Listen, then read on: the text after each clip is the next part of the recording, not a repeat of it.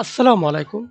In this video, how to make a half circle shape in Photoshop. Let's begin. I already created a new window or canvas.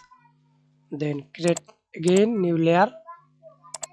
Select shape ellipse tool and path to shape. Fill. First of all, use fill color red. Press enter. Then hold shift on your keyboard. Then drag on your mouse circle. Then select this direct selection tool,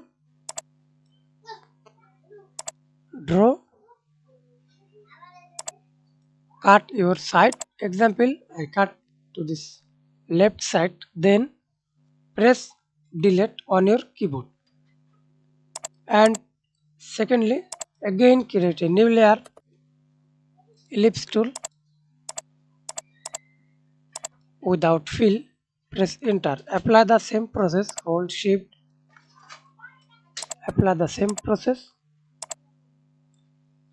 Press delete. Thanks for watching video. Please subscribe to my channel. Like, comment, share.